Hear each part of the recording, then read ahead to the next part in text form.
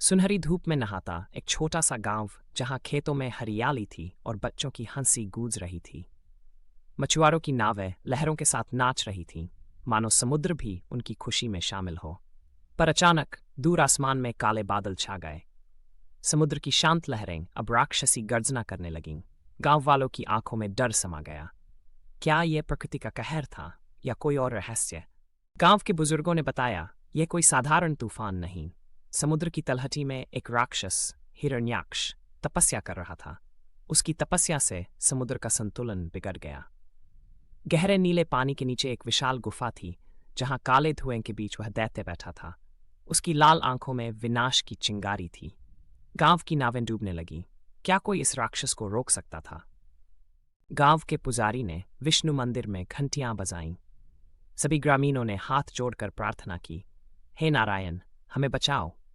मंदिर में फूलों से सजी विष्णु की मूर्ति के सामने दीपक जल उठे। तभी आकाश से एक दिव्य प्रकाश फूटा, मानो स्वयं भगवान ने उनकी पुकार सुन ली हो। बच्चों की आंखों में आशा की चमक लौट आई। क्या विष्णु वास्तव में उनकी सहायता के लिए आएंगे? तभी समुद्र का पानी अचानक फटा। एक विशाल वराह रूपी विष्णु प्रकट हुए। उनका शरीर सूर्य की तरह चमक रहा था। उन्होंने अपने विशाल दांतों से हिरण्याक्ष को पकड़ लिया। समुद्र की लहरें आसमान तक उठने लगीं, मानो स्वयं समुद्र देव इस युद्ध से डर गए हों। दैत्य और देवता के बीच भयंकर संघर्ष छिड़ गया। क्या विष्णु इस शक्तिशाली राक्षस को परास्त कर पाएंगे?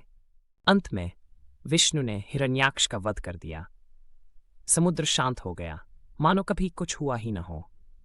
गांव वाले समुद्र तट पर एकत्र हुए, जहां विष्णु ने उन्हें आशीर्वाद दिया। बच्चों ने फिर से हंसना शुरू किया। पुजारी ने कहा, भगवान हमेशा धर्म की रक्षा के लिए आते हैं।